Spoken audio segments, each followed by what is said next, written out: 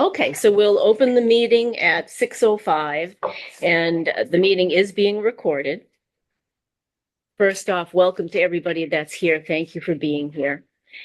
We have a full agenda tonight, and we're fortunate enough to have Michelle from the Leicester Regional Public Health Coalition join us, as well as Michael Hugo from the Massachusetts Association of Health Boards. So Lucy, thank you so much for arranging this. Why don't You're you do welcome. the introduction and kick it off?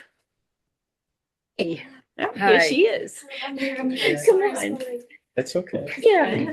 Have a seat. Yeah. We You have to do something to put of that on the screen. Charlotte, pleased to meet you.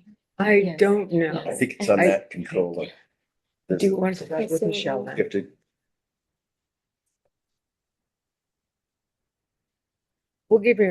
We're gonna go out of order. We'll have Mike go first, give you an opportunity to get settled in. Sounds good. Okay? It actually will be better. Right. It'll be a better segue. Yes. Oh, okay, terrific. Okay. okay.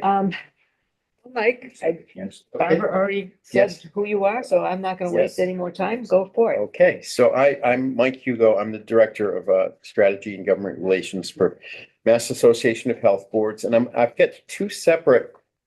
I actually had three, but I'm not going to do the open meeting law one and public records one with you tonight. I think I'll zoom in and do that a separate one. That'd be fine.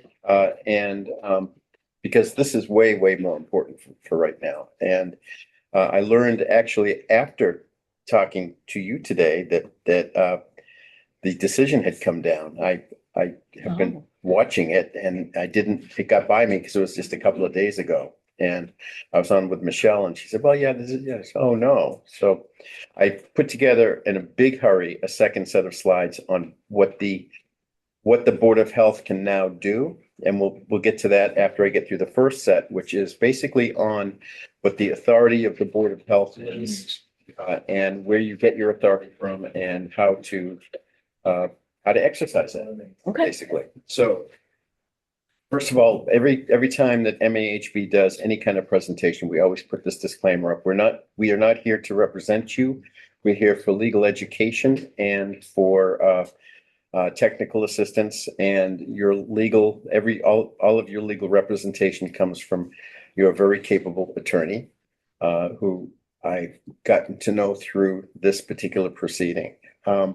MAHB is a not-for-profit membership association. We're a 501c4, and we were established in 1982 by the Conservation Law Foundation because they kept getting questions about Board of Health authority, and they said, you know what, we need to set up a separate organization. So way back in 82, they formed what is today MAHB. And it's, as the slide says, we're here for legal education, technical assistance, and training for boards of health.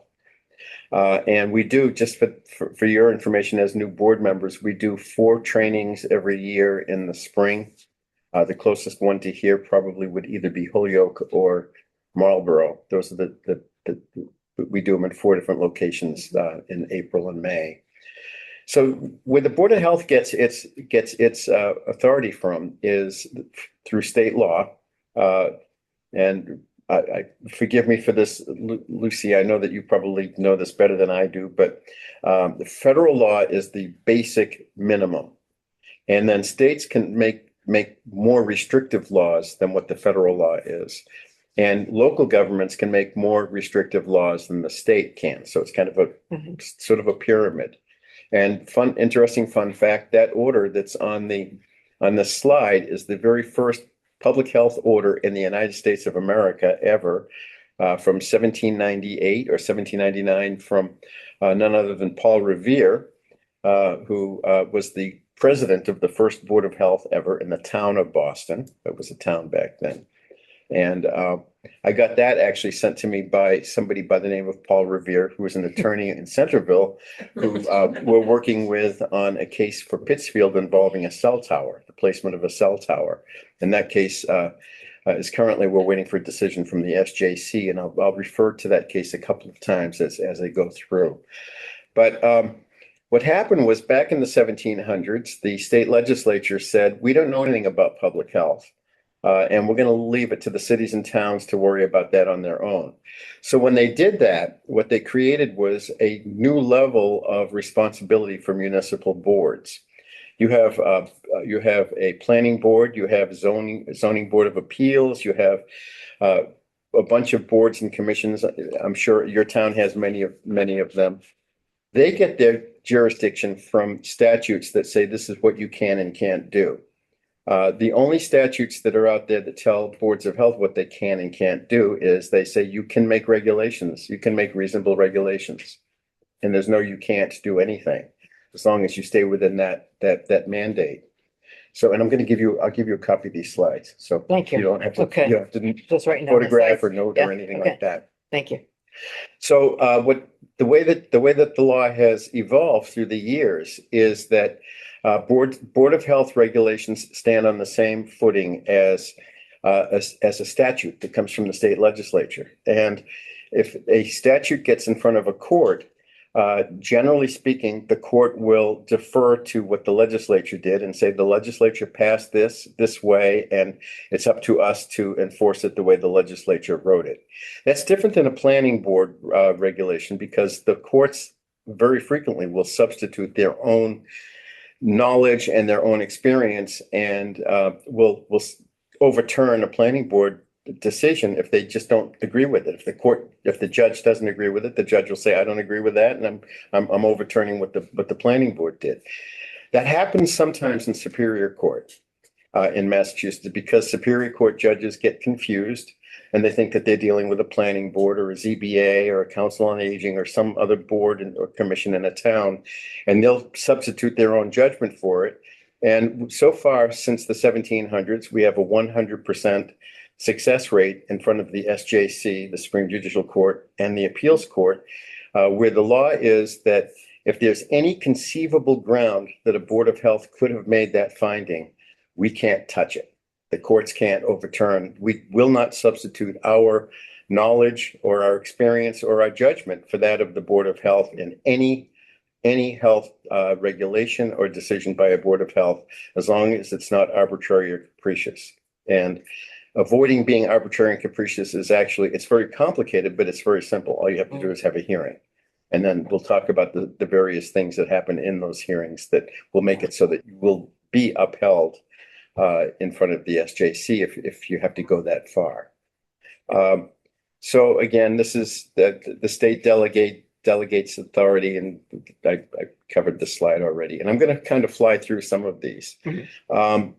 So the Board of Health we really have 2 or 3 statutes that give us a lot of latitude. One is, they're all into chapter 111. One is section 32 that says that a Board of Health shall make reasonable health regulations.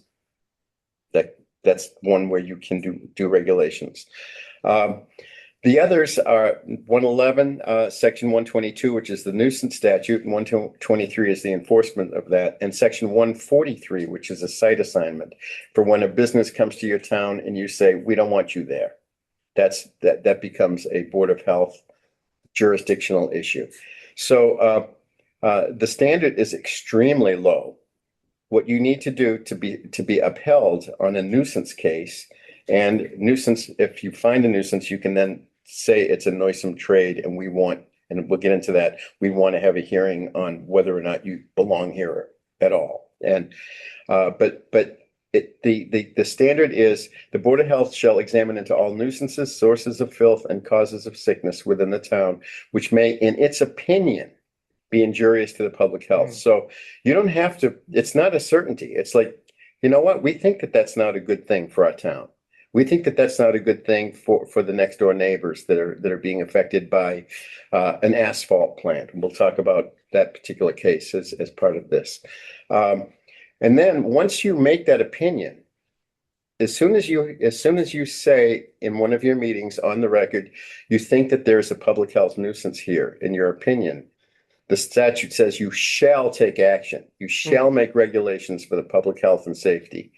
So once you've said, we think so, you have to take action. You cannot just say, we think so, but no big deal.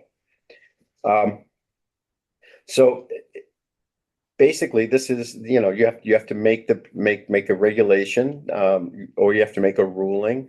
And the one exception is that you cannot interfere with generally accepted farming procedures. And I learned that when I was the chair in Framingham, when I dragged this poor farmer in front of the Board of Health who was taking he literally used a horse-drawn cart in North Framingham, which is very rural, not compared to here, but compared to the rest of Framingham. The manure was falling off the back of his truck, of his cart, and people came before the Board of Health, and we made a nuisance finding and told him he has to clean it up. And we heard from his lawyer, and his lawyer sent me a letter that I read and said, they're right. And our next meeting, we rescinded the order because it's a farming practice. Mhm. But what is a farming practice? Well, piggeries are where the line seems to go a little fuzzy, because piggeries, if it's a true piggery, you can't shut it down. But if it's not a true piggery, you can shut it down under a noise and trade action that we'll talk about. We actually had one not far from here a number of years back where the court did a view, and my associate Cheryl Sabara, who's our executive director, attended this viewing on the property, and of course, no jury, nobody's allowed to talk. But what they saw was literally a school bus in the middle of a dump with a tree growing through the middle of the school bus, and all of these abandoned cars and just wrecks everywhere, and pigs walking around. And they made a ruling that that is not a regular farming practice, and so they were able to enforce. And that was the legal question. But anyway, so going back to your nuisance, it's really an issue of your opinion. And what you're really asking yourself is, could the condition spread to a neighboring individual or household? Could, not will it, but could it spread nuisance through the community? And if the answer to that, in your opinion, is yes, you have a right and in fact a duty to act at that point. So I highlighted that one because I was thinking about, how a best operation. I drove down there today and I bothered one of the people. If you're in the crowd, I'm sorry, but I think I made the guy nervous because I kept driving back and forth and back and forth. And, I'm thinking that this guy's probably getting a little nervous with me doing this. So I explained that I'm trying to figure out where the best would be. And he said, right there. So I wasn't far.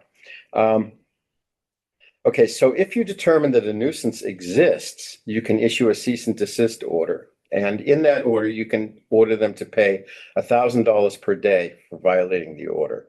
Now, the reason I have these two pictures is that this is actually a nuisance. This is a case from Great Barrington, where one of the parts of Great Barrington has there's two water services serving the town.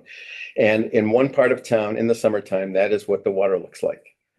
And so I went out there and we worked with that Board of Health, and we enacted a health regulation against that water supplier, which is a privately owned company that does public water supply, Housatonic Water Works.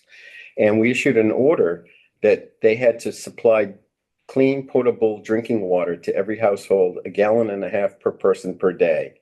And if they wanted to bring in the 5-gallon bottles, that was fine. Put them on a cooler. They had to pay for everything to make sure that these people had drinking water. The issue ordered, and the next day, their attorney contacted the Board of Health and said, we have 7 days to supply all the water to all the people in this neighborhood. The problem is that if we don't, it's $1,000 per day. Yes. Well, we have 480 households.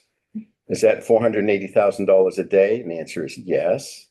And the net operating income for that company was $160,000 last year. That was their net revenue. And that would bankrupt them in a day. So they came back to the board. The board actually made it just $1,000 a day, and they still got sued by the water company. That case was with the Pittsfield case. They were traveling through together. They both came out of Berkshire Superior Court. The judge in both cases substituted his knowledge and his opinion for that of the court of the Board of Health. So we had the same issue with this one and the cell tower. And this one, the governor's office stepped in and said, "You've got to make that go away." And I explained to the governor's office that we can't. It's up to the DEP. We need their cooperation, and they're not assisting us in any way. And within 48 hours, we had the case settled because the DEP came in and said, "We've been told from above we need to act," and they did. And so there's ways of getting the state government to work with you on issues. You're the Board of Health, and your relationship with the DEP should be constant. You should be they should be your partner in almost everything that you're doing. So anyway, so this is the piggery question, and I've already hit the slide. I did put one of those pictures on there is a sound meter in front of a BESS fan unit. And that's about to happen now in Medway with the Medway grid. They have been putting it off and putting it off and putting it off. And I think that that's because they know that they're not going to pass the inspection when it happens, but we'll see. Time will tell. And then these are noisome trades. The asphalt plant is going to come up, I think, in a slide and a couple of slides from now, and we'll talk about that. And we've certainly covered the piggeries. But if you have excessive noise, vibration, air, water pollution, risk of fire or explosion, or increase the burden on municipal services, that can be a noisome trade. And that one on the bottom is a picture of one of the best batteries with, you can see that fan unit on the side, 24/7. And we'll talk about that in a couple of seconds. And if you do decide that you're going to do a site assignment, make sure that you're not going to do it in this room, because this was a hearing that took place in I want to say New Bedford, I believe, on a site assignment, and that room was packed. And that I took that picture as an afterthought while people were leaving, and I said, "Geez, I should have taken it when everybody was here," but didn't. But you will fill a room if you're going to do it, ever come to a site assignment hearing on anything, not just on BESS, but people come out of the woodwork. They want to know what's going on. And usually by the time you get to the point where, as a board, you say we need to do a site assignment, it's already become a very emotional issue for the town. It's kind of a last resort thing that you go through. But you have the right to prohibit a business from coming. You have a right to assign a site. And you should absolutely do that with KP Law. They do this all the time. They will get you through that.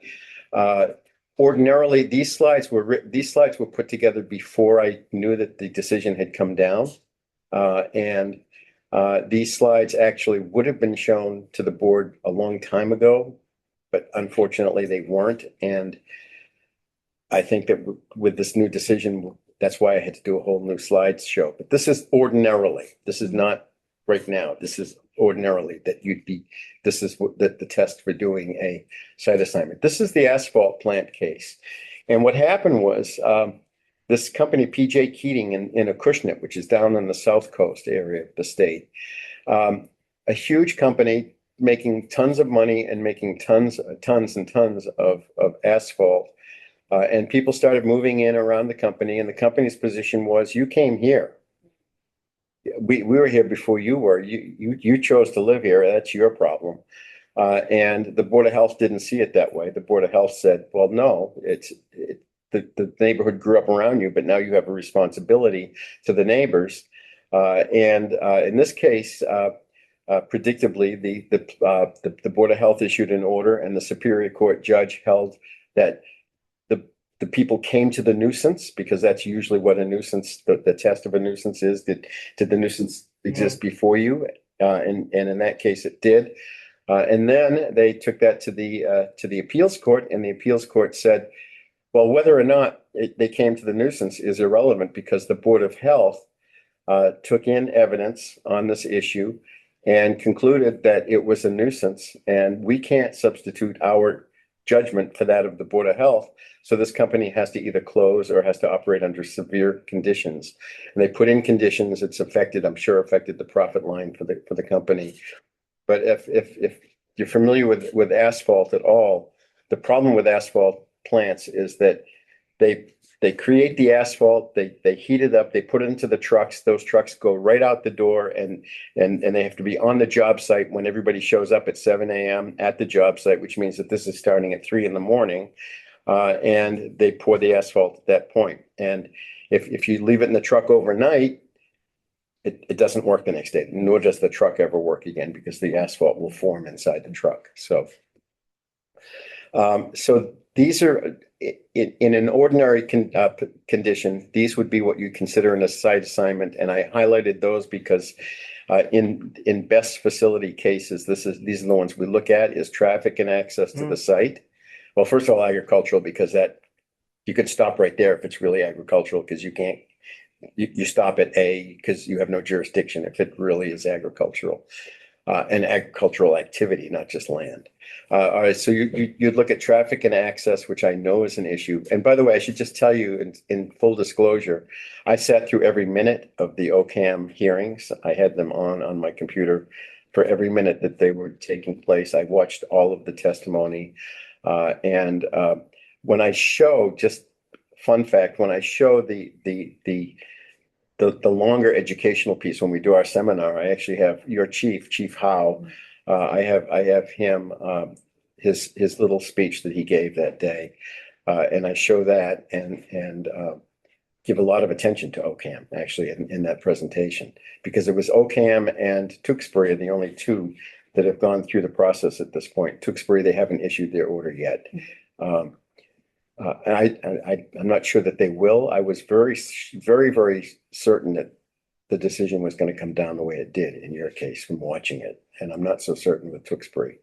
It was some different issues, but these are the issues that could matter. And the reason I decided to keep the slide in is that, as I'll show you in the next slide presentation, even though it's too late to act on some of these things right now, there may be a time when in the future you might need to act on them. Keeping in mind that PJ Keating, a Acushnet case where things were up and running, and then the Board of Health stepped in after years and years of operation. So there may be some places where you can still step in here. But you'd look at the air quality impacts, the creation of a nuisance, the size of the facility. And I think, that the sound that's going to come out of there is going to become an issue. I believe this is a very large facility that we're talking about, and there are people living pretty darn close to it. I don't think the sound's going to affect the school, but there are other issues. I looked at Google Earth, and on Google Earth, it looked like that school was a lot further away than it was. But when you're driving by a place back and forth and you choose, this is where I'm going to turn around and go back, that's pretty close. And so I was disturbed to see how close the school was to it, actually. And these are just other ones that wouldn't come up in a best context, but would come up in a solid waste facility siting. That other hearing that I showed you the picture of with everybody there, that was on a solid waste facility siting where the mayor of New Bedford was excited that he was going to be putting this in. It was going to save a ton of collection fees. They were going to get a tipping fee that was going to bring millions of dollars to the city. If every time that they dumped a load in this facility, the city was going to get X dollars, and it would have been millions of dollars. The mayor was excited, city council was excited, everybody was excited except the Board of Health, including the DEP, said, great place, great plan. We give it our blessing. Go ahead and knock yourself out. And then the Board of Health had a site assignment hearing afterwards and shut it down. It never got open. This is after they purchased the property, put in a rail spur, built an extension on the facility so they could do everything indoors and have the trains actually come in that they were going to load up. And it was not going to affect the neighborhood in any way, shape, or manner, except they forgot to do a vector-borne analysis, and never counted on the fact that there might be rats. They forgot about the fact that it was adding 470 trucks a day to the neighborhood, and all of that. And the Board of Health picked up on that and didn't let it go forward. So this is what boards of health do in Massachusetts. This is why you get all the big bucks, because and that's one way of looking at it. These are the ones that MAHB responds to pretty much. I would say that within the past 6 or 8 months, every one of these has been something that I've had to either write a memo for or go talk to a Board of Health about. And then this is what DPH says local public health looks like. So I feel blessed that I'm only worried about this many on a daily basis when it could be this many, but I'm sure that I'm missing some of those on my list that we deal with all the time. So anyway, so we have OCAM, and generally speaking, and I don't think it happened this way in your town, but generally speaking, what happens, the pattern is that the companies will study the town, and they'll study the town's finances and determine that the town needs money. This isn't happening in rich towns. And when it does happen in rich towns, it kind of goes under the radar and it kind of just gets done because they're smaller facilities. I live in Wellesley, which I guess is a rich town. I'm not a rich guy, but I live in Wellesley. And we have one in Wellesley that came in, and I lived there and I didn't even know it was coming in. That's how under the radar that was. But there's only 6 or 8 battery units. And it's in the middle of the town's electric facility. So that got in there. But what they generally will do is they'll look at a town that's having financial distress. And this is just the fact of who OCAM is. When you take an objective look at it, 93% of your tax base is residential, 2% is commercial and industrial. And then because it's all residential, it's tough to add to your tax base. You can't go passing overrides for everything under the sun. And so you're vulnerable. And, your assessment to the Quabbin is over $2.5 million, and your whole budget's only just around $5 million. So about half of what you're doing is going to the schools. Mhm. And so that makes you very vulnerable, and it makes it so that people who are in this business will say, let's go there. I don't know what the effect is going to be of the fact that you are the only town in Massachusetts with a bylaw that says no buses. That is something that I don't know, and I'll tell you that now. When you ask me a question later about it, I'm going to say I don't know, because it's untested. But well, that's why KP is going to get their bucks. I think when that challenge happens, but what they generally will do is they'll identify a town, they'll come in and they will offer the town manager a good night's sleep, because most town managers toss and turn because of their budget. They don't know what to do. They don't know how they're going to make ends meet, and they have a responsibility to their citizenry. And then all of a sudden this company comes in, in the case of Medway, they came in and said, we're going to give you $43 million in pilot payments. So that's free money. That's payment in lieu of taxes. They millions of dollars to Tewksbury. So the town manager wants to keep it quiet so that nobody says anything or does anything to derail it. That's not the case in your town whatsoever. But in many towns, your town has been on this issue since day one. And in most towns where I show up to talk to them, they're just finding out about it. And in Medway, it took them 8 months to clear cut and bring in 400 of these batteries and put them on the property in 8 months' time. That's how fast they moved, because they wanted to beat the Board of Health to the draw. So by the time it gets to the Board of Health, it's been to planning, there's never any interplay between town committees. And so if they're talking to planning, they're doing so knowing that planning is probably not going to talk to the Board of Health about it anyway. Board of Health won't have any way of finding out about it. And it sort of slides under the radar. And I'm not saying that about OCAM. And if I was, when I was in Tewksbury doing this presentation, I so much as said the town manager has hidden this from the Board of Health. And you can Google the joint meeting between the select board and the Board of Health in Tewksbury, and you go to about halfway through and you watch what that chair of that Mhm. of that Board of Health did to the town manager in a very public. Excuse me. Anyway, so this is actually this is in response to there was was it you, Lucy, that somebody had asked for a guidance document on entering property. Was it you guys? Yes. It was. Okay. Yes. Okay. So I did keep this slide in because of that, because there is a way to get onto the property. Oh, yes, it was you, for Yes. sure. Yes. And you go through the administrative search warrant process, and I don't need to teach anything about that because I've given you my guidance document. I have it. Yeah, okay. So as long as you have that, then it has everything in it that you need to do, and we're happy to help you doing drafting and anything of that sort. So let's talk real quickly about what the risks of BESS are. And I have taken out all of the videos that I have. This presentation usually goes for an hour and a half, and it's got a lot of video in it. But these are just some of the pictures. The one on the bottom is a picture of Moss Landing in California on day 2, on night 2 of the fire. And in my videos, I show about a minute and a half video where the final segment is 4 days later, and there's still smoke coming out, and the roads are still closed. But this does happen. It seems to be happening more in this country than in other countries. And we seem to be having at least one a week someplace in the country where we have a thermal runaway fire. So it's not uncommon. It's not unheard of.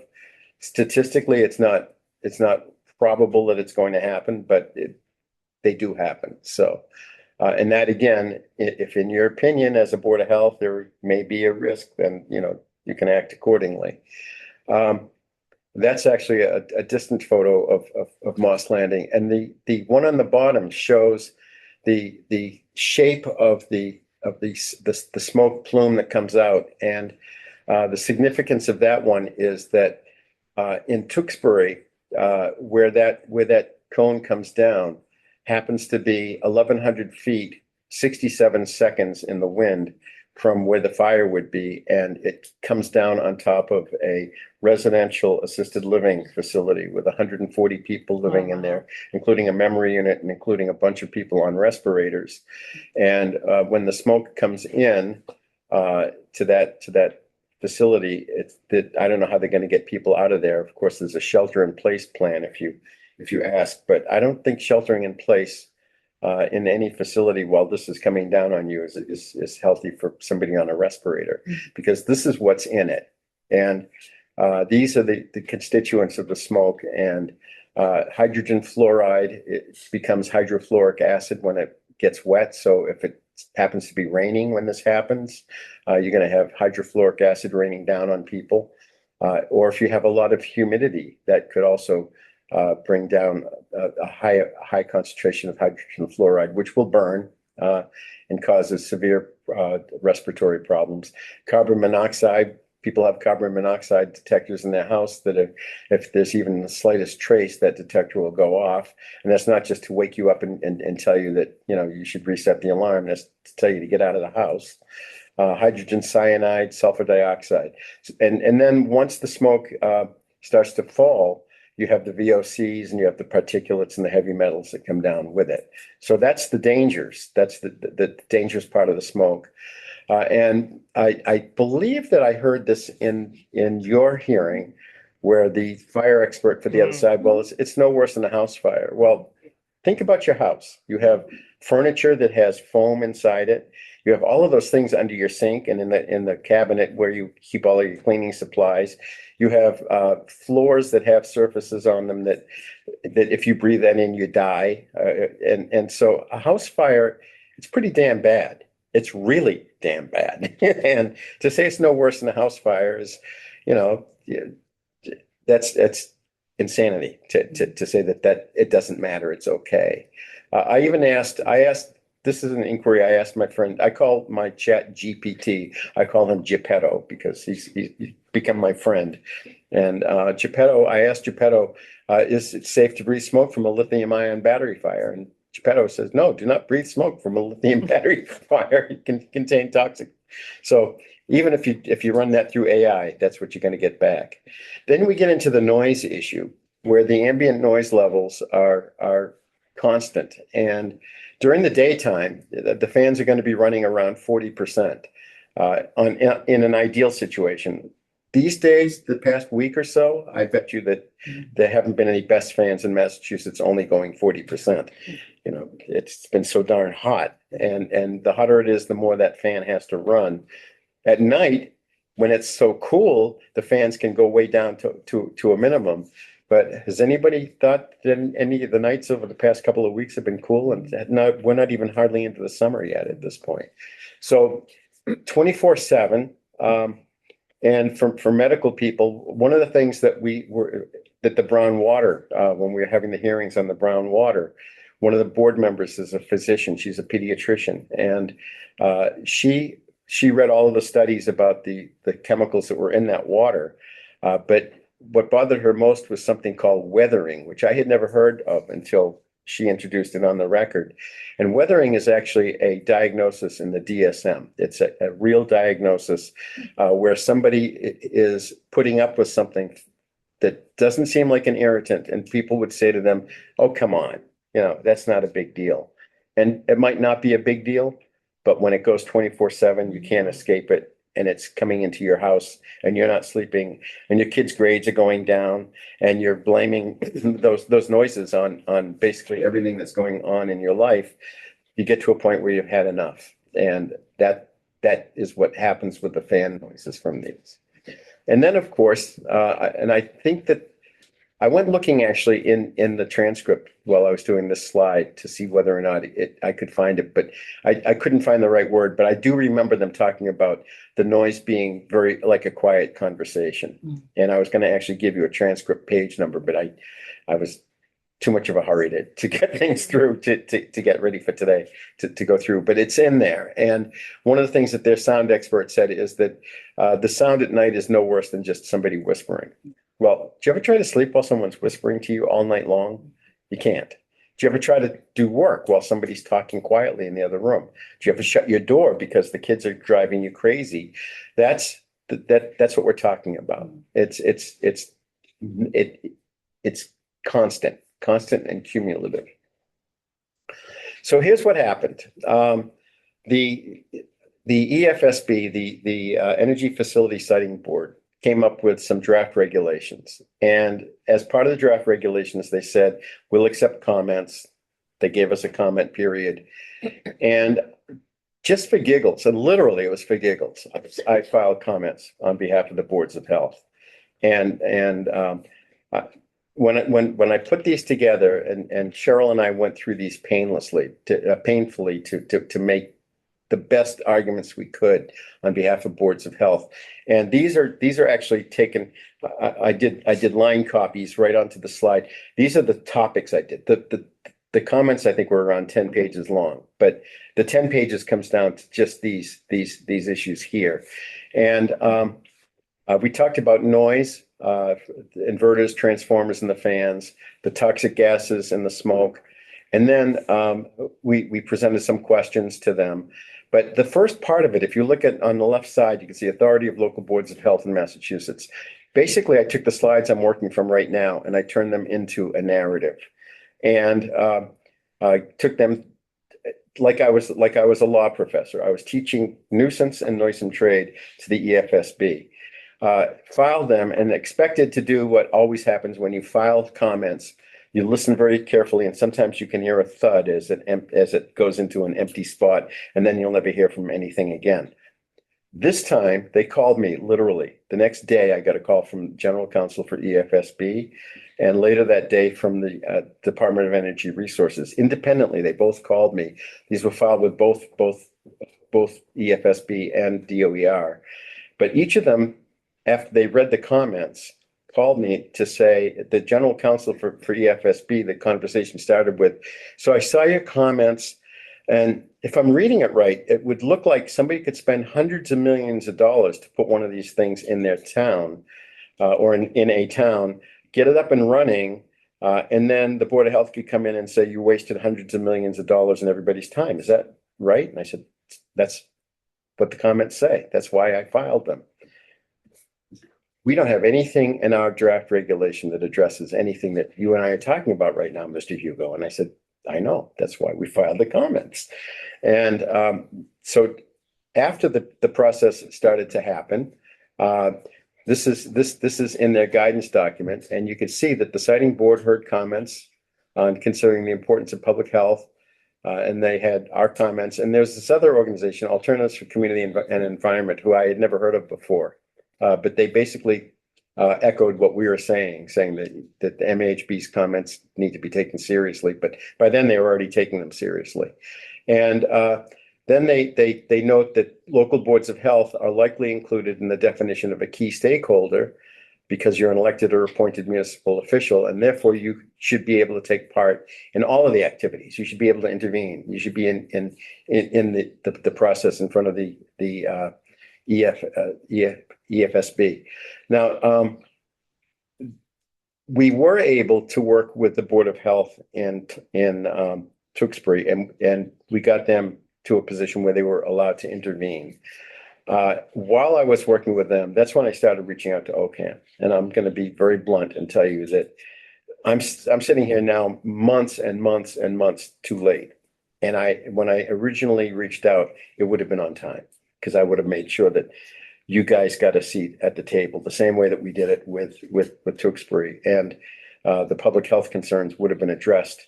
And I think that they're going to be addressed in the Tewksbury opinion. They were only tangentially addressed here, and we'll get into that. That's what the second presentation in a second is all about. I'm coming to the end of this right now anyway.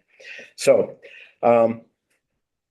this is the red line version of what their regulation was. And you can see that social and environmental benefits, they had one sentence, and then they crossed everything out after that and inserted that social and environmental benefits section. That sentence was added. They got rid of all the bullet points and they replaced them with four numbered events that go into the scoring. And it talks about how there's 5 points for scoring, and it's based on these four considerations. And you can see now that public health is in 2 out of the 4. We were in 0 out of the 4 before the comments were accepted, read, and digested by them. So today, this is what it says, is that the Board of Health, public health matters. They have to take into account public health protections. And then on the bottom one there, protecting people's health and the natural environment through preservation efforts. Now, this all becomes very important after July 1st, after the regulations go into effect. The EFSB is nobody was bound by these regulations until now. And that was why companies came to the towns the way that they did with these, what I call harebrained projects, because they were beating the clock. They were trying to get their teeth into this thing and trying to get their hooks into the community and their shovels in the ground, as they did in Medway, before the regulations came in, that they knew that they probably couldn't get by once they came in. If this was to go before the EFSB now for the first time, it might have a totally different, I'm not saying it would, I'm just saying it might have a totally different result than what we ended up with from them. So this is, we always end with this slide because it happens to be true, and we'd like to try to avoid the judicial system. And what I'm going to do is I'm going to end this one and jump right into the one on BESS. Okay. And this is the one that literally I did this presentation from, what time did we get off the phone this morning or this afternoon? 12:15 or so. Yeah. And then drove out here after I got this done. So there might be typos, there might be some screw ups in it, but it's correct. At least I know that. So now it's after the tentative decision, and it's kind of like, in many ways, you don't have some of the rights you would have had had you been at the table, and actually conducting examinations on behalf of the Board of Health at that time. And the municipality has some slightly different considerations. Your attorney was very aggressive when it came to the public health issues. But I think for naught, because I think that the Board of Health was not present. And it was just another one of the contests that the KP Law had to the whole idea of putting this here in the first place. So it kind of got lost in the mess. Again, you'll always see this. We always do that. This is not legal advice. So Here you go. I just have a question. sure. We were listed as someone to testify, I believe, at those hearings, and they elected not to. Ariana was supposed to testify, I believe. Mhm. I don't know. And you took us off, so I just don't want to misrepresent that. We Okay. did participate in the public comments regarding the EFSB. I spoke a few folks after Chief Howe, and we were set to testify. They had reached out to Ariana, and they removed us from testifying. That's interesting. And I didn't know that, Liz, until right now. So that's something, and that may actually come back and help you, because if you have to take some action, you can say that you were precluded from the ability to speak at that point. Do you know who delisted you? I thought I'd have to, I don't want to misspeak, because I was not in direct coordination. But I thought it was town council, but I'd have to research. Okay, he may have had his strategic reasons for doing that, and he may have realized that the decision was coming down a certain way. And at that point, I think that Chief Howe's testimony was spectacular.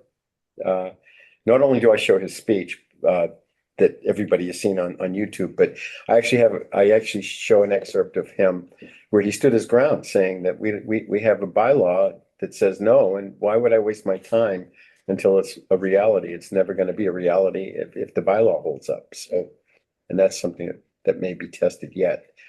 But no, I think that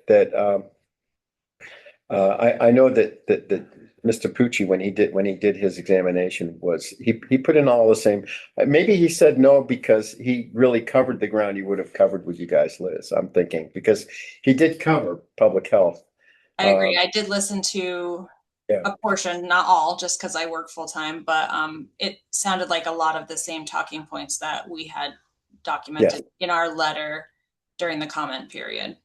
Right. So and I think cumulative, sometimes the tribunal gets upset when you're giving them cumulative stuff that they've already got in the record. And I think, Lucy, you'll vouch for that, being a judge, that you don't want to hear the same thing. That's correct. So he probably made the determination that it's covered, and it was. Sorry to interrupt. I just wanted to. Okay. No. Thank you very much for that, Liz. I appreciate that. Okay, so here's what it does and here's what it doesn't do. And I'm going to go to my notes here, because I actually, when I was doing it, I was taking notes. So the FSB's approved zoning exemptions and it has imposed conditions, but the Board of Health question is different. How does the town protect public health during construction, operation, incidents, augmentation, and decommissioning? And you should not be acting like you're a substitute for the zoning board. You should be acting as a Board of Health. So you're about to take on a whole role in this. And the findings don't say, what they don't say is that the Board of Health has no duty here as things move forward, nor can it say that, because the statute would be the rules would be illegal rules, basically, if they said the Board of Health can't protect the public health. That, Right. That would be challenged in court, and you guys would not lose that challenge. So the next one, let's and these now are strategic things that again, I was moving very fast. So, but this is our central strategic message, which is that the board should expressly state that it's not, you should make sure that you're saying that you're not trying to overturn the EFSB decision, but you're setting up a disciplined process to identify, document, and address actual public health conditions if they occur. So if something happens, you have to be in a position where you can act as a Board of Health, just like in Acushnet with the asphalt plant, and just like in Great Barrington with the water. You're in that same position where something is ongoing, but now there's a risk that triggers action by the board. Then the next slide is that this is not an argument that the Board of Health can automatically stop the project. It's very important to know you can't stop it at this point, but the Board of Health can retain responsibility to protect the residents from public health concerns and conditions. And the best phrase for that is that continuing health jurisdiction over actual impacts, not zoning authority over siting. So you're looking at your health jurisdiction.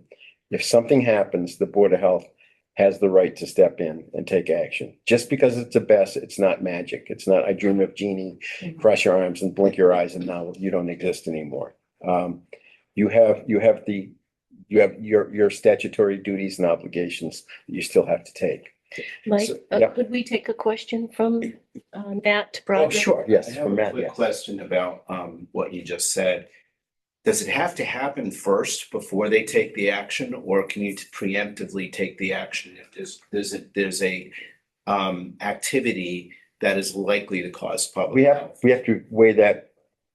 We have to weigh that very closely because you cannot appear to be taking an action against this order now that the order is here.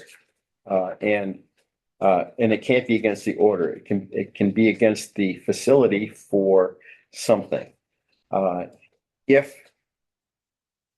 the trucks are out there, if they come in as part of the plan and they say, well, we're going to be running our trucks in and out of that property, and we're starting at 7 a.m. And so we're going to have our trucks running through there starting at 5:30 a.m.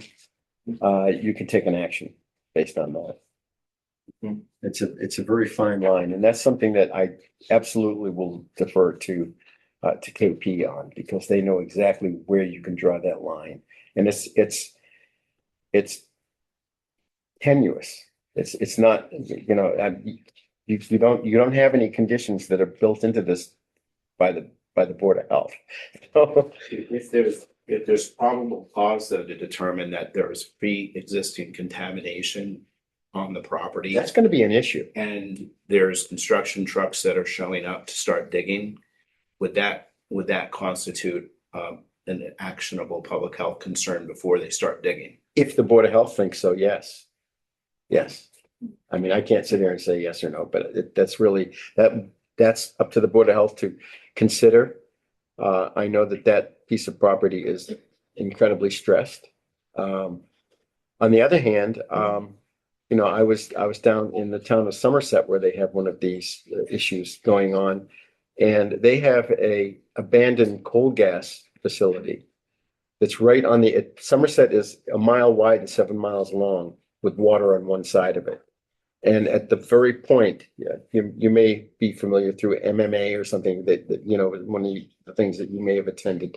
At the very point of that, it's called Brayton's Point, and that is unusable property forever. And that's not where they're thinking of putting the best. They're thinking of putting it right in the middle of a neighborhood, further up the peninsula. And when I spoke to the Somerset Board of Health, I used the map there, and I showed them that if it was down here, it would make sense for many reasons. One of which is that the cables from offshore wind could come into that point, and everything works about that spot. That property can never be used for anything ever again, and it's surrounded by nothing but industrial or the ocean right there at that point. And nobody swims there. And there's no contact, no bodily contact there. So that might actually work. And in another part of the state, the location of what we're talking about with this particular, the Ocam lot, that might work because it's so polluted. But the issue now is that they're going to be digging up stuff that it hasn't been, it has not been remediated yet.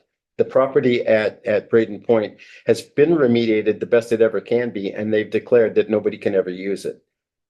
You know, they can't use, they can't use the property in Woburn, where all of the chemicals were dumped. You know, you all know about the Woburn issues and all of that. That was my second case out of law school. I was part of the plaintiff's team on that case. And that property is a Superfund site. A Superfund site might be a great place to do it, but your Superfund site, which potentially it might be, hasn't been remediated yet. So now you're gonna have people digging that up. It's gonna go in the air. So that may be an issue for your Board of Health. That may be. I'm not saying it is, but you know, that's something, and certainly we'd work with the board and with George to help to develop that if that's what it comes down to. Thank you. Well, Mhm. I know you did this in a hurry today. Mhm. I had a little bit more time than you did. Yes, you did, because But- I just found out about I- it. Read this and then apply it to Matt's question if you can. Read out loud. Any junkyard which does not conform to the requirements of this chapter shall be deemed a nuisance. The department may make application to the Superior Court for the county in which such junkyard is established or maintained for an injunction to abate such nuisance. I love it. I love it. What is that, Lucy? Massachusetts General Law, Chapter 140. Wow. That was to stop it before even construction. Or even before these people wanted to take the transfer of the property from Zoville to themselves. And it doesn't stop with a land transfer as it does what they're arguing in the Conservation Commission. It continues on. Interesting. Interesting. Yeah, Yeah. very interesting. Okay. So, all right, so this is really the crucial slide. It's the only one I have outlined in red here. Okay, So, go for it. all right, so if the EFSB did not review a specific Board of Health order because the Board of Health has not taken one. All right, so you have not ordered anything yet because Not yet. it We're hasn't come brand in new. front of you, right? It signaled that preemption if the board, it signaled preemption if the Board of Health action conflicts with a decision. So we have to be very crafty about how the board looks at it. You can't be taking on the decision, but you can be taking on that issue. Yes, That's a totally different issue.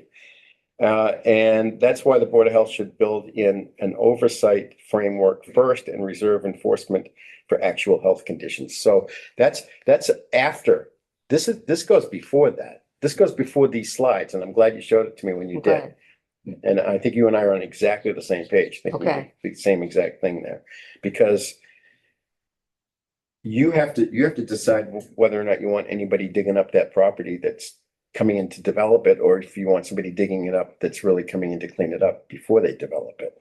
And I don't think that from what I've heard, the project people are saying that they're only going to look at one small piece of that property. 18 acres out of 18 the acres. 49, or 43, I'm sorry. Right, which leaves all the rest of it, which, well, we'll see, We'll go on. we'll see where that Okay. goes. All right, so, and here's really, where you get your power, and where you can stay within, and this again, everything I'm saying from this point on is slightly changed by what you just showed me. Okay. Because we're gonna look at that as two separate things. We're gonna look at Before and cleaning up the junkyard as something that has to come before the Board of Health. And then we can think about what happens as a result of the BES and how that order kicks in. So I think what you may be doing here is separating two issues in a very effective way. So again, that's up to George to tell you if he agrees with that. I think they'll walk. You think what? I'm sorry. I think the developer will go away. According to the testimony that he had, we If are he has not to clean going it to up. clean If it he has all to up. clean We it, no. can't clean up No, that whole area. He does not want to clean it up. No. And, they said it, right? Absolutely, absolutely. Okay, so, all right, so, your strength is, the safe zone is oversight, monitoring, investigating, coordinating, response to actual conditions. and you should be proactive, but not frame it as a second permit denial body. So you shouldn't be here. You shouldn't be perceived as taking the role of EFSB. You have to maintain your own lane very, very Correct. narrowly. Okay. All right, so then this one here, if the Board of Health can structure your oversight around categories that residents can understand and report. So you want the residents to talk to you about noise, smoke, concerns about the fire, water runoff, that you get that from Chief Howe, I'm sure. Dust runoff and notification. Notification is important. I would think right now that starting like now, you should start to maintain a separate computer file for complaints and start just logging every time somebody has a complaint. Because it could start as soon as tomorrow morning when somebody goes down there at 5:30 in the morning with a truck that comes in from out of state to go start looking at the land that they're going to start to develop and giving them prices for bids and all of that. So this could start like literally now that this decision or the minute after the decision actually is, because it's right now it's not entered yet. But the minute that happens, you should start to anticipate that there's going to be activity on that property. And the neighbors will, I'm sure, that guy didn't like me stopping on the street. So I'm sure that they're not going to like seeing the trucks stop on that street either. I don't drive a truck, so. I just created a spreadsheet for us to track in, and I had taken the ruling timelines because that way it wasn't in like the narrative text, and put that in. And I added another tab for us guys to track the issue or vectors of monitoring, like you had listed, smoke, noise, construction. So I'll send that to our files for the Board of Health so we can track it. Excellent. Okay, and again, this slide builds on that. The EFSB sort of fell for whatever Marega told them about noise modeling. And so you can't question that, but you can focus on measuring sound. You can get some sound detecting equipment in there and start to monitor. And you should also do a formal request to be copied directly on any testing. And you should preserve all of your resident complaints, which Liz is already starting on. So excellent job, Liz. With some kind of a system that you can find stuff. But I think getting yourself into the loop. In fact, I think I have a slide that comes up in a second about who we're going to ask to make sure you're getting all the information from. Okay, emergency planning. This isn't just the fire department. Emergencies are not just the fire department. In fact, you have as much to do with the emergencies as Chief Howe does. He has to fight the emergency and fix it, but you have to prevent it if you can.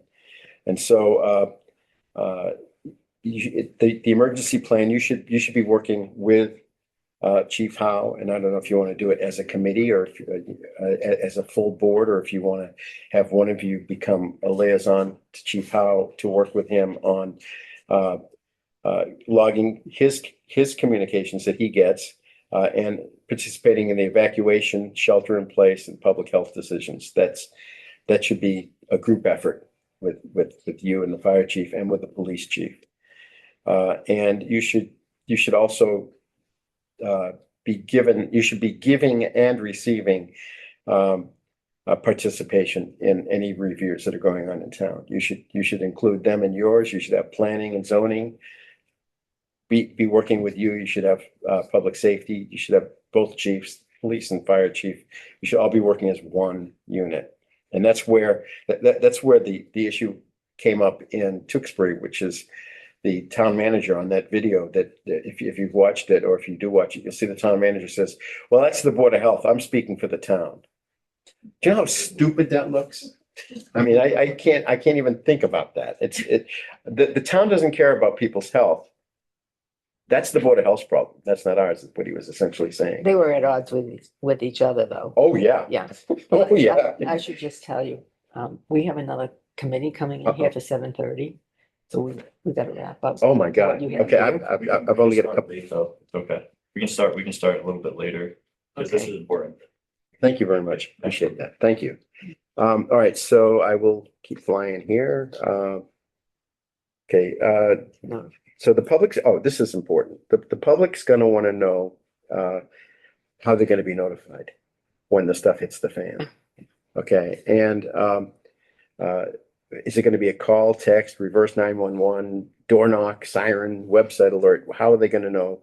And people should not have any question, especially when it comes to an emergency situation. Mhm. It's, you know, we've all gone to the mall and said to our kids, we're gonna meet right here if we get separated.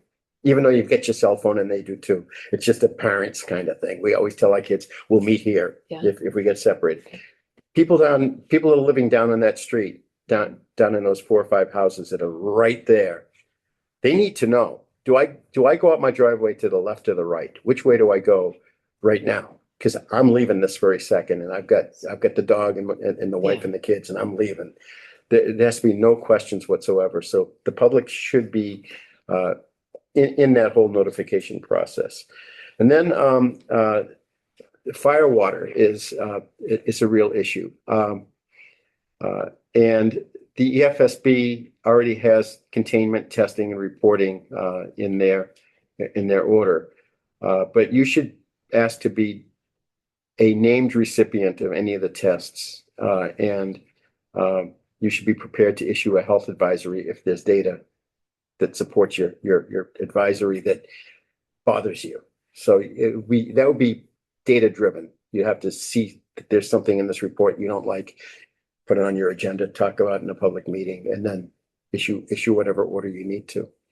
And then construction site cleanup. The salvage yard history, you have a legitimate construction stage role, even if the preliminary one that we just looked at doesn't pan out for you. You still, you don't have to wait for the batteries to come online. You want all cleanup records and you know, I'll help you. We'll put together an order and Okay. that's going to ask for all of this stuff, but you're going to want, anytime anybody's on that property that's doing any kind of cleanup, you need to know everything that's happening, what's coming out of it, what they've turned over, how deep they've dug that hole and what was down there when they did.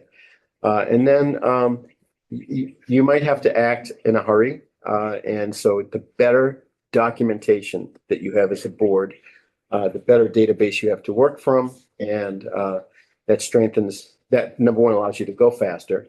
And it strengthens the power of your order when it gets challenged, and you know it's going to get challenged. And we prefer not to have it challenged and have them win in front of the Superior Court, which does happen because we know it won't happen once you get beyond that. So if we can even avoid that, sometimes that time's all they need. You know, the cell tower case went to the SJC over a year and a half ago. We argued, the argument was in December, and we're still waiting. They generally do it in 130 days, and it's way more than that now. We're still waiting for that Yeah. decision.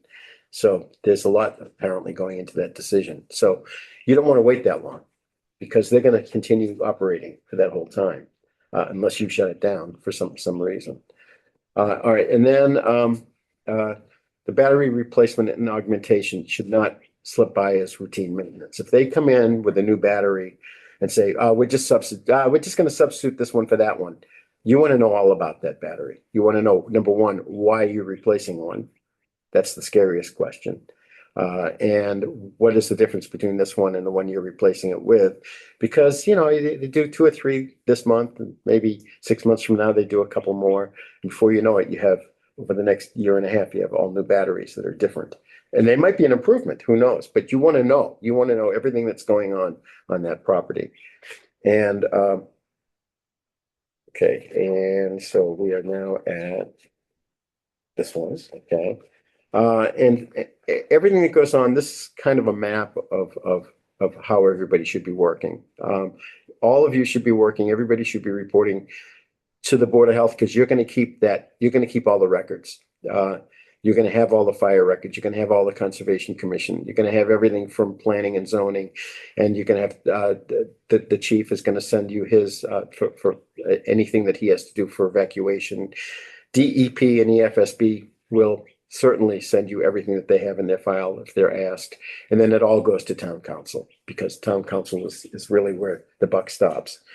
And then the next one is, this is something that I would do like right away. When I say tonight, I don't mean literally the second, but I mean like the second that they come down with their decision. You should have this ready to go, which would basically be, this is going to be the foundation of all the Board of Health action that you should be receiving. Every one of these reports should come to you. And I'll tell you right now that you're going to have to send a letter to Morega Storage through Pierce Atwood, their attorneys, demanding that they send you every single piece of correspondence that has anything to do with this property. And I'll help you put that together too. And then you're going to CC all of the boards and commissions. Mr. Pucci even is going to get a copy of it. You're going to put together a service list that will show everybody that's getting notice that they have to send everything that they have to you, or make it available to you, at least let you know it's there. And then but they should send you everything, and you should be setting up a huge filing system to receive all of that. And also you should be requesting that Morega and their attorney include you on anything that they file with anybody. And that you are part of that CC list on every email that BOH@Oakham is one of the addresses. It's automatically included in everything. And we're coming to the end. And this is, we'll do this once this comes into once it's been signed, we'll put some votes together for you, that will have you ready to go. Actually, we'll probably have these before the final date. Maybe at your next meeting, we'll have a series of motions and actions for the board, and that will not participate remotely. And then, okay, this is really my closing message. The takeaway is that just because it happened doesn't mean that you have to be quiet. But you should not be secretly trying to replace what they did, what the EFSB has issued. Their orders are their orders, and you have a completely different lane. It may end up the same in the same place with a closure or with them walking away or whatever, but you have your own very strong lane. And even though EFSB has said this is the way it's going to be, and it's going to be that way, if it is that way, which it will be, and something happens that triggers a Board of Health inquiry into a nuisance or a noisome trade, you have to take those steps. Chapter 111, Section 122, Board of Health shall take action to remove the source of the nuisance. So, and I think, yeah, that's the end. So, and I put these sources down just so that you have them. I have PDFs of the slides that I'm going That to was great. leave with you, because you're going to get, I promise you're going to get public record requests. And I'm always available, and really happy and thrilled that finally I'm here. I wish that I could have been here seriously 6 months ago to help to make some plans to move forward. At that point, the damage has been done. There's no point in crying over it. Let's push off and let's move forward and let's go do something. I'm here to help out. Thank you. Thank you. Scott, you have a question? Yeah, thanks. That was very helpful. I'm wondering during this evacuation plan, whether the school superintendent gets involved in this. Because there's a lot of people that don't understand that their kids are gonna be in a direct line of fire here. Literally. And yes, and I might have been a little less emphatic about it if I didn't use that schoolyard to turn around and have to go around one way. I didn't go around. I That was the only one there. I was thinking, there's probably a camera and I'm gonna, and Fred, the police chief is gonna mail me a ticket. was me. I was out in the yard and I didn't mean to scare you off. Oh, okay. I went to my greenhouse. I have a stack of information out there that I pass out to people that are interested. I might stop by after. Yeah, excellent. Okay. But I didn't mean to, I Okay. didn't mean to chase you out. No, I was thinking this, I get. But now if you had a New York license plate and it said Moraga on it. Oh, no. Then I thought you were going for a gun, you know, I'm thinking the guy's going to his greenhouse, he's gonna You come just up don't know. with a rifle, you know, I'm an This Oakham, now, for God's sakes, you know? All right. Takes the time to reload. Okay. I'm only one target. I used to be much bigger, but One interesting thing is that Pierce Atwood did the entire EFSB issue. Now we have some other matters that are happening and they're now using Foley Hoag. I noticed that. I don't- noticed that. Yeah, I don't know. I guess both firms would have to be notified. Yes, well, yes, absolutely, That's the same way they set up all these shells for right, the development. They're doing it with attorneys as well. yes, yeah, well, Right. the firms are all establishing their own little, their own little specialty areas. And it's like, you know, I did a lot of pharmaceutical litigation, and if we were doing vaccines, we get a certain law firm that was representing. When we were doing fen-phen, it was different law firms, but the same companies, you know, Eli Lilly and, you know, and Purdue Pharma, you know, with all the opioids and stuff, depending on the issue that we're litigating. And Okay. sometimes you'd see two different law firms in court on the same motion because it affected a different part of their operation. Okay, so it would be prudent to notify both. I think that we should become one big happy family. Okay, They should hear from us, we should hear from them on everything. okay. So, That was excellent. Yes, Thank you Michael, very thank much. you very much. do you need slides? Yes. All right, so I'm gonna, While we're Just gonna- doing that, why don't we continue on it? Is it okay, Concom, if we go a little bit longer? We'll be quick, but. I'll try to be quick. didn't mean to take your room up, I'm sorry. No, no. I don't know how to stop. It's fine. It's fine. But Help me, I'm talking and I can't That's quite stop. all right, it's quite all right. If you want to jot that down, I don't. I do. So, Michelle, thank you so Excellent. much Yeah, for coming, yeah. and let me Yeah. introduce You know you. what? Lucy? Have you met Michelle? I have. Okay, Yes. all right, good. And then Liz has joined us remotely. Yes, yes. Okay, good. Wonderful. So again, thank you so much for having me here today and for allowing me to come and do a small presentation. I wanted to do a small presentation since we have a new board members, and trying to really share what the coalition is, how it came to be, what services we provide, and how we support towns across the region. And before talking specifically about the Leicester Regional Public Health Coalition, I may use LRPHC just for shortened version. It helps to understand the statewide public health changes that led to the regional coalitions like ours. So Massachusetts has a decentralized local public health system, meaning that each city and town is responsible for providing local public health services, and over time, the responsibilities placed on the local public health have grown. But many communities really had limited staffing, funding, and technical capacity for that level. So in 2019, right before COVID, the Blueprint of Public Health Excellence identified the need to strengthen and modernize local public health across Massachusetts. And really, across the nation, Massachusetts is the only one that is decentralized public health system that has 351 local boards of health across the state. So compared to other states, they are more based on regions, or I'm trying to find the right word, by sectors. So it's all, everybody has their own county. Sometimes it's divided by counties. So the blueprint really helped path it that way. In 2021, DPH launched a Public Health Excellence, or also known as PHE, for for shared services program. And it with the goal to really help towns work together by sharing staff, sharing resources, and sharing public health expertise so that services can be more consistent, equitable, and sustainable.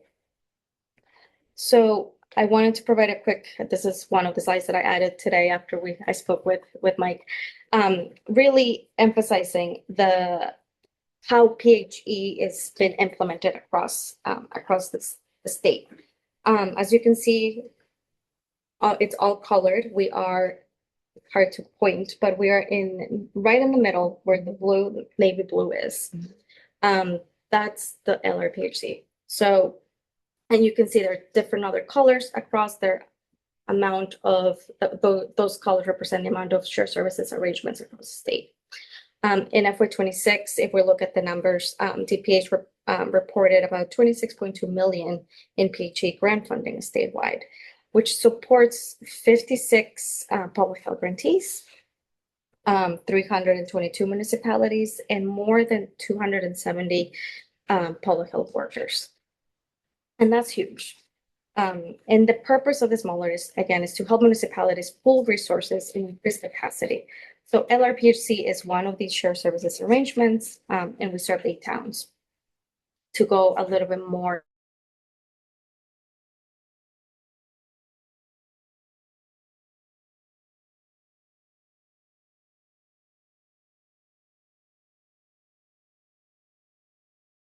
in detail who we are and OCAM. In this capacity, we help towns, with shared staff, resources, and public health expertise. I feel like I sound a little bit repetitive, but that is the goal of that. And the reason of, I guess I want to provide the reason of regional approach is because the regional approach matters because many towns limited the local public health staffing. And instead of each town trying to independently fund and manage every public health service, the regional model allows towns to share staff and their resources and really help fill service gaps across, and provide more of a consistent support across municipalities as well. And it gives towns access to trained public health staff in areas such as environmental health, nursing, epidemiology, community outreach, and the goal is not to replace the local public health board, but to strengthen the local public health capacity and provide additional support. Based on this, obviously in this model, LRPHC I wanted to provide a quick detail of the governance and how the advisory board takes in place. Many of you have attended our LRPHC a couple months ago, but I wanted to provide what that goal is or what the board is about. So each town designates a representative to serve on the board, and the advisory board helps guide regional priorities. They help guide the work development, meaning the goals that the public DPH has provided to us or we put into place for every fiscal year. They help make decisions when it comes to funding, such as budgets, but also the programming planning. The meetings really provide also an opportunity for towns to share updates, raise concerns, and coordinate public health needs across the region. While we also provide support and technical assistance, we try to obviously keep local boards of health maintaining their local authority because, as Mike shared a few moments ago, that is the main goal. Ours is just to be able to support however the towns need our assistance. Just a quick overview. We are just to talk a little bit about our team. It's made out of the regional health director, that's myself. We have one full-time health agent and a part-time health agent, a part-time epidemiologist, public health nurse. I'm sure you've seen our nurse during our blood pressure clinics.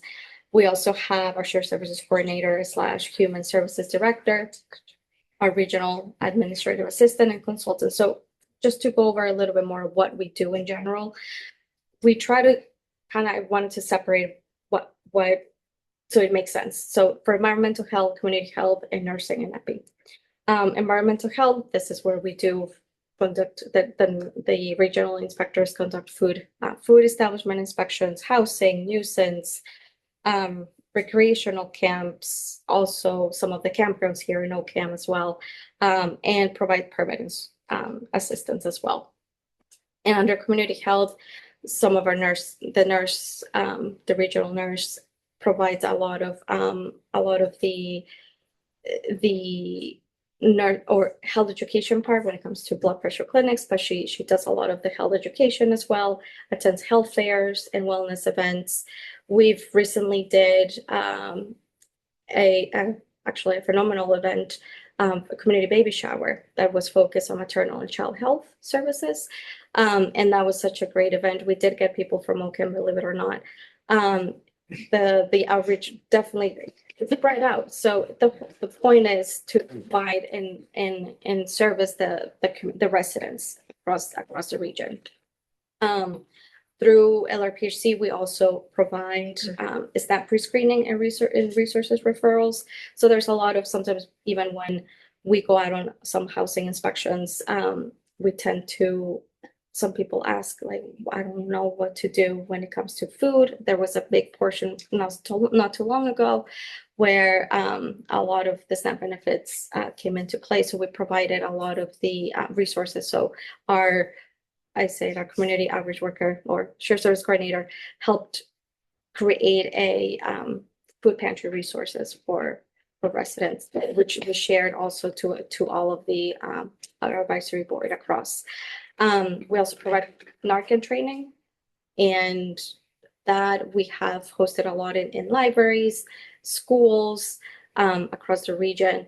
And with that being said, we also provide communicable disease surveillance and monitoring. I don't know if you heard about MAVEN, but it's the state's big, I want to say, epidemiology systems where a lot of the lab reports go in there, any communicable disease reporting that are mandated to report, some of the lab and doctors want to say, we are surveilling that, or we're monitoring that. So our nurse and our EPI do that. That involves the case investigation and follow-up. They do whenever there's a TB case, our public health nurse really follows that through. I don't remember hearing about in Ocam, but regardless, it's something that it is taking place a lot across the region too. Our public health nurse provides blood pressure clinics and glucose screenings. I'm sure you've seen her around. She comes once a month. She goes to all the towns across the region. We try to expand also here at the libraries or partner with neighboring communities as well. So it's also another way to reach the nursing part is the vaccine. We do a lot of flu clinics every season. We partner with CVS, and we provide with New Braintree and in Ocam. We have that you all, or the previous board, supported to have conjunction with New Braintree. If the board decides to want to host it here in this location, we can certainly do that. Just let us know ahead of time. I know we have reached out and we've only heard for a few people that they want to host the flu clinics for this upcoming fall. So let us know. And disease prevention and health promotion activities. One of the recent events that our community health team did was to attend and provide tickets, which I know Liz had asked for those to provide, to have at least here in the town hall, but we offer those services as well. And we do a lot of events as well within the communities. We provide resources, and so on and so forth. So that's just the glimpse. We did end up doing a report, and this is just the glimpse of what the services we provided across the region. And one of the things that we wanted to highlight was the Narcan or kids harm reduction supplies distributed across. So we did do a few trainings across the region, and we serve up about 208 kids, and that's pretty impressive, because not before there was no information, or there was no type of training on that. Do you have any left? Oh, yes, we do. Can So we if have you're some? interested, yes. Yes. Yes, so I will touch base with our epi. He is the Okay. one who trains, and we would love to come to and provide I maybe. think our to fire one of our department and our members, yeah. police department would love to have them on their in their cruisers. In the cruisers, yeah. So Yeah. that they actually, a lot of the police will reach out to us, and there's the state has a different program for first responders. I'll check with That them. I can send you the information. Okay, Yeah, happy to do that. thank you. Absolutely. But yes, so this is an annual report that we reported. I think there should be some around, but if not, I'll be happy to bring some as well for your knowledge. It's also available online as well in our Lester page, but just a quick overview. I didn't want to take a lot of the time. I spoke so fast, but it gives you a fine. It's good. glimpse of what we do, of the services that we do, and how OCAM has benefited in with these services. Thank you. I Thank you. do have one question. Mhm. Funding, Mhm, if we have Mhm. someone doing a testing, mhm, soil testing, Mm. it's not cheap. mhm. I know the town doesn't have it. Does your coalition have any kind of funding for tests? So PHE, or the Public Health Excellence Grant, is not something that some plants, and that's the word that they use across. It It's- probably would not be, and I'm saying probably only because it's not, I'm not the decider, but I've been involved with the program literally since it began. And we've seen over the past several years, various phases to what they'll allow for allowable expenses. And I don't see that because it doesn't go to the benefit of the entire you have 8 towns in yours? towns, yeah. The 8 towns in the region. It's more of a Oh. local. But I think what you could rely on your collaborative to do is to search for grants and search for funding sources for it. Because you could have your staff look into finding Grants. some sources, and it might be that when I say these things to groups, usually what I'm doing is I'm sort of signaling that I'm expecting a phone call now from Miriam saying, can you help me find a grant? Because that's what I do. It's one of the things that we do. So it's going to be very expensive, and let's see if there is some funding available. And my guess is that there could potentially be some DEP funding that we might be able to find an interpretation nice. for. Yeah. So let me look into that when you and I speak afterwards. I don't want to take notes right now. Okay, But no, remind me that I'm going to do that for Okay. you, and I will. okay, So Good. Good. Yep. Thank you very Of much. course, And it's a good absolutely. reminder that there are things outside of BES. A lot of things that you do. All right, thank I you. just want to also mention that the idea of regionalizing, like you are a public health region. I sit on the National Association of Local Boards of Health on the steering committee. And every time I go to 2 functions a year with them in other places in the country. And whenever I say I'm from Massachusetts and we have 351 separate boards of health, everyone in the room, they laugh. They think I'm making it up. Mm. But California has 8. Texas has like 14. We have 351.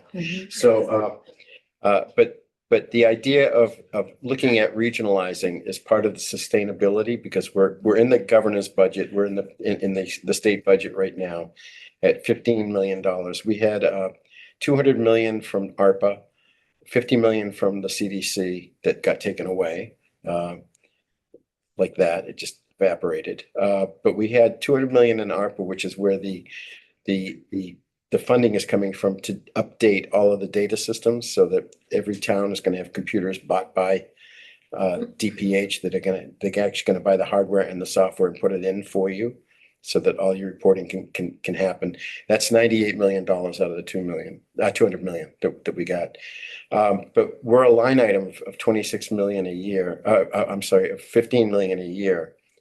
And last year, we got cut to 9 million, but I got literally the day before that happened, I got a call from the lieutenant governor, and she explained to me that the governor and I have looked at this, and you don't really need 15 million this year when we're struggling with this, that, and the other thing, because you get the ARPA funding, but they know the ARPA funding is drying up. So it's going to cost probably around $30 million a year to sustain the program statewide. But the idea is to form other regions.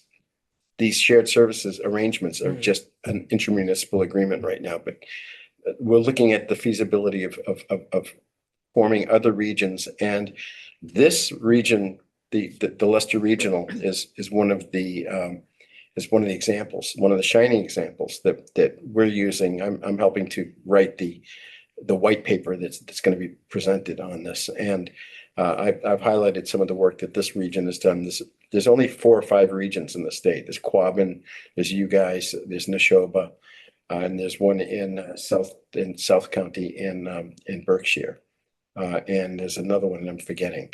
But the idea of regionalization on a formal basis would then translate. The town managers will love it because the region will pick up a lot of the line items for the municipalities across the state. But we're going to be leaning on all of our board members to help us with we won't call it lobbying, we'll call it legislative education piece. But you'll be hearing more about that too. Good. Okay. Very good. All right. Thank you.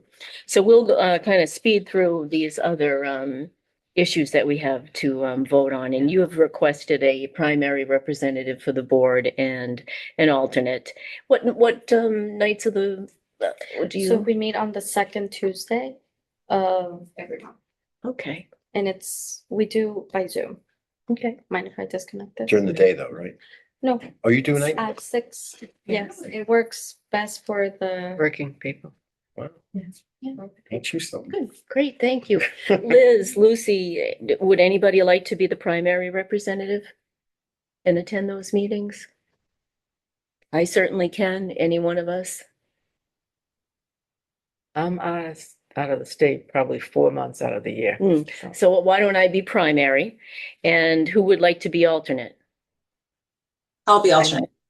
Okay. okay, terrific. All right. So we'll make a motion that Barbara Pucci will be the primary representative for LR PHC Advisory Board, and Liz Weeks will be the alternate. Second, Second, all in favor? aye. Ooh, aye, sorry, I didn't unmute. No, Aye. no problem. No problem. All right, great. lips move. Thank you. Thank you. And just for the sake of timing and for the conservation, why don't we skip over the 3 that don't have a vote, and we'll put them into our next meeting I agree. because they're great. only updates. That's fine. Okay, the second issue, so on Monday, there was a Board of Selectmen meeting. Lucy and I attended. There was Lucy I didn't offered to. know if we were done. Do we have another vote? The appointment? Oh, we do. Thank Yeah, you. okay. So also there's a motion to appoint Richard Green, Chris Wilson, and Michelle. Did you do Kai Sapanta? Yeah. Okay. You got it. Kai Sapanta. I wasn't sure if it was a hard C or a soft. All right. And as the Leicester Regional Public Health Coalition agents for OCAM, for the OCAM Board of Health. Do I have a second? Second, All in favor? aye. Aye. All right, great. Motion passes. Thank you, Lucy. You're welcome. All right, so the next one is on our request to the Board of Health request for consulting with town council, for authorization to consult with town council. On Monday at the Board of Selectmen meeting, Lucy offered to do preparation work on the request for an administrative search warrant. But why don't you tell us what you're thinking and how you think that this should work, all of these things, this being all of these various BES related line items that are coming up, and we can discuss that and vote on that. The first reason why I offered to do it for free is cost. Mhm. It's probably gonna take a significant amount of time to put it together. If KP did it, it's hourly. Then they're in Boston, the presentation of the request for the search warrant would be in Worcester. Mhm. So that's another drive out, drive back. And I was thinking at $250 an hour, Mhm. in the ballpark around $5,000, Mhm. that we really don't have that luxury. We have to be very prudent in how we spend our money. Mhm. So I figured I can do it. I have my license to practice and I can draft it and I could send it to KP. Mhm. They do have somebody that presented, I think, at one of your meetings, a gentleman named Greg Corbo. And he's probably their point person for these requests for administrative search warrants. I would check with George, of course, to see Mhm. if he would do it, but I'm sure his hands are full at this point. If it would be okay to send it, the draft, to that Attorney Corbo and have him edit it. Or give me comments back or Mhm. whatever, or add to it if necessary. That would cut down the amount of money significantly because all the legwork would be done. Mhm. And so that's what I was offering to do. Okay. And do you have it, so there's the issues that have surfaced recently are the administrative search warrant. There's also the issue around no Title V being done in the sale. There's also everything that's coming up surfacing this evening to be done. Liz, too, we should talk about how this is a large project. We need a project manager and that point person on this, that one person that's going to be coordinating and touching everything rather than splitting it up. I would suggest. So do you want to talk about that, how to proceed with all these issues? I seriously think that keeping it as narrow as possible, we just want to get on that property and test it. Mm-hmm. The Title V can wait. Mm-hmm. Some of the other issues that Mike brought up, if that can dovetail into the issue that we want to get on that property to test the soil, Mm-hmm. then I would say, yes, include that. But you're going in front of, and I know which which court would go to Mm-hmm. for this county. And it is Superior Court. Mm-hmm. It's not housing, not district, it's Superior Court.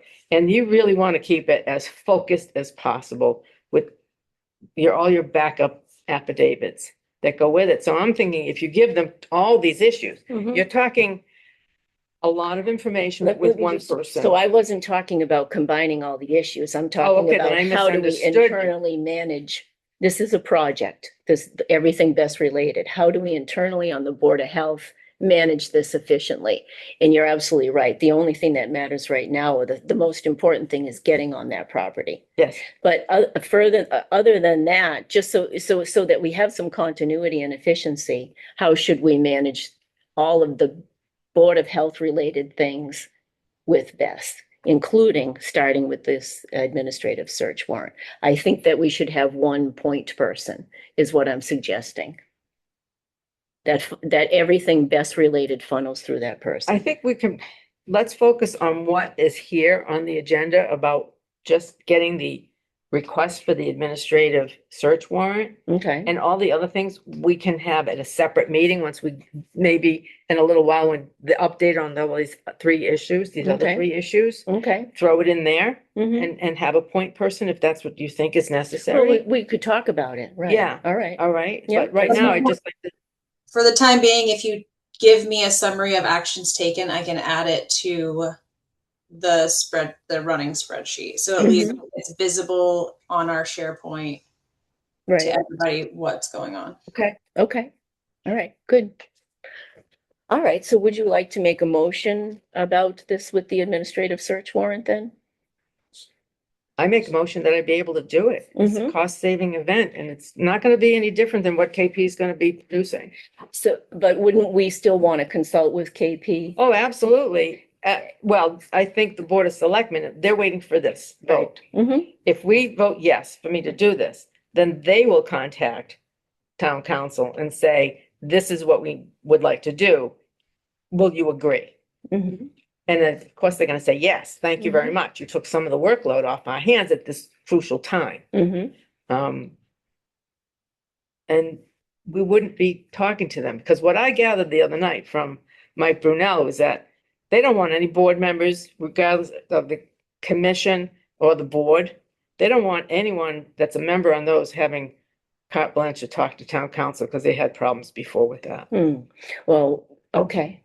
So that's why I would suggest bringing the draft Mm-hmm. to the select board, saying it's got to go today. Mm-hmm. But first, the select board asks KP, do you want to help us with this way? Or how does this fit into the bigger picture of what the other things that they're working on as well? It's a separate, Kate. it's a separate issue. Okay.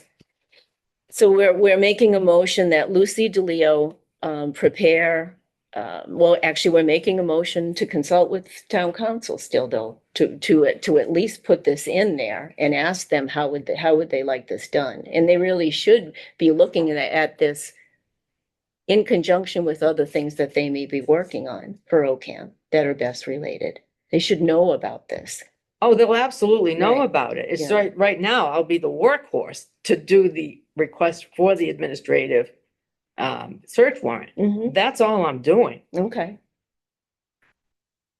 I mean, it's not that difficult to put it together. It requires a lot of detail, like I would need an affidavit from you when that BHT said you can't go on the property, or someone verbally told you you cannot. Michelle, that's what I understand, that you were told, we're not letting you on the property. we were just told that someone will come to do the, like, no, nobody told me. Rachel Cohen Nobody told you told me. no. Cohen from BHT Properties told you they were not granting any access because of the issues with the Conservation Commission. Oh, yes, yes. Yep. That's what I want. I need an affidavit from you, because you had that personal knowledge. That was that direct contact. Sure. So it's that kind of legwork that's gonna be required. Mm-hmm. I'm just saying, I'm the workhorse. I will be happy to draft it. Mm-hmm. Once town council finds out, well, once the board of selectmen know how we vote on this, we'll take it from there, because they're waiting to know what we do with it. Mm-hmm. Just to clarify, you're offering to provide like administrative, like preparation and support, but everything would be done in coordination with town council. Like you're just willing to do the legwork is what you're saying to prepare. I'm willing to do all the legwork, Yeah. do the drafting, Yes. I- Okay. everything that needs to be done for that specific request, Mhm. that we gain access because of X, Y, and Z. Got it. Okay. I just want to make sure I'm understanding correctly. And if so, then I can support that. Mm-hmm. All right. So it's a motion for Lucy DeLeo to prepare the administrative search warrant and to get that to town council for approval. Yes, Okay. Second, second. all in favor? Hi, Aye. Aye. Thank Motion you. passed. Thank you. You wiped away my weekend. Your family's gonna be mad. No, my husband's gonna be mad. Your husband's gonna be Yeah. mad. And we That's all won't right. forego That's the all right. public session. Does anybody have anything? Nope. All right. So, Just one quick thing. Yeah, since you were traveling out here, I was looking at the Tewksbury docket because I've been following that too. At 4:29, the hearing officer said their tentative decision is gonna be released this Friday. Thank you. That'll be very interesting, Yes, because I know you're very involved. very involved. Yes, thank you. Appreciate that heads up. It's a love the wait. Yeah, really. all right. If that's it, then we will close the meeting at 7:53. Thank you very much. Thank you. Thank you to the other board for accommodating us.